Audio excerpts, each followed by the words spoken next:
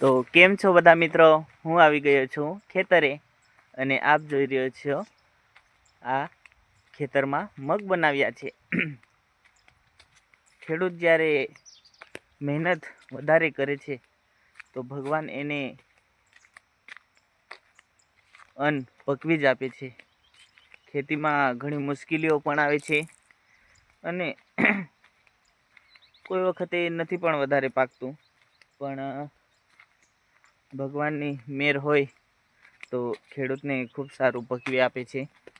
આપણે ખેતરમાં જોઈએ તો આપણા આ વર્ષે મગ ખૂબ સારા થયા છે. ખૂબ સારા એટલે શીંગો સારી આવી છે. આ વખતે અમે બિયારણ વાવ્યું છે વિરાટ, જેની શીંગો આપ જોઈ શકો છો.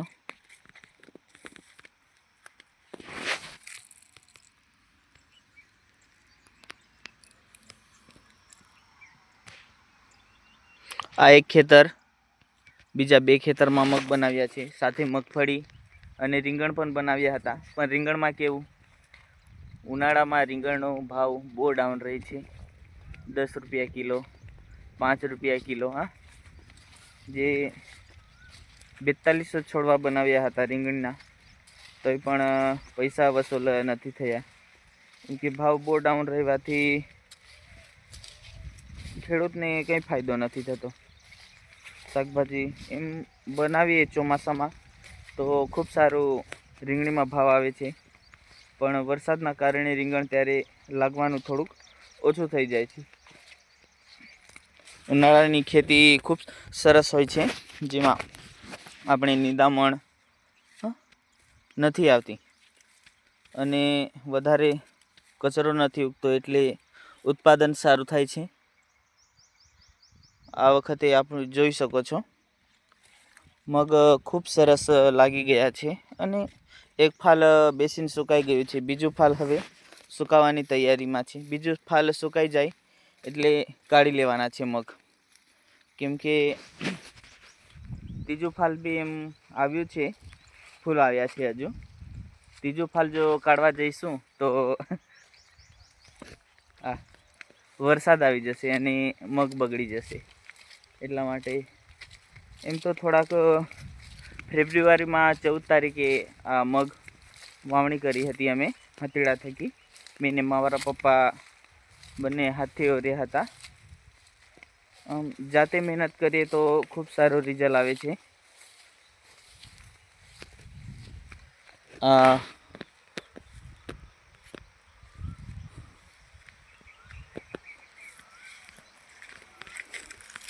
આ છે અમારા હિમારી દાદા.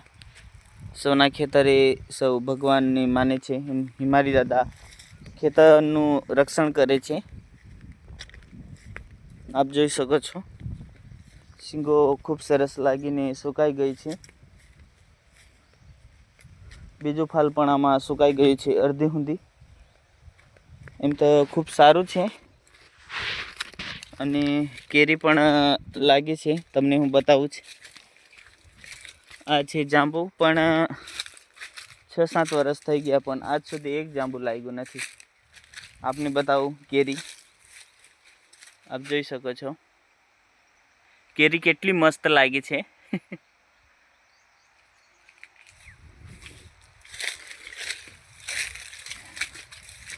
અમારા વિસ્તારમાં એમ કે જંગલી ભૂંડ ખૂબ હેરાન કરે છે. કોઈ પણ પાક હોય તેમનો બગાડ સૌથી વધારે જંગલી ભૂંડ કરે છે. અને આ આંબાની કેરી તો બહુ મોટી મોટી આવી છે.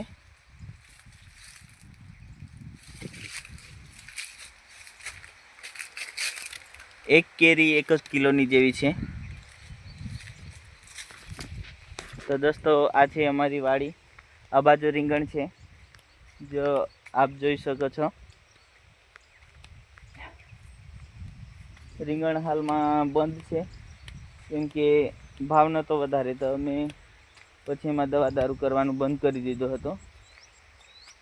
અને ઉનાળામાં સખત તાપના લીધે બગડી ગઈ છે રીંગણીઓ, એટલે પછી હવે ઉખાડી નાખીને એને પાછું કંઈ બનાવીશું ચોમાસામાં.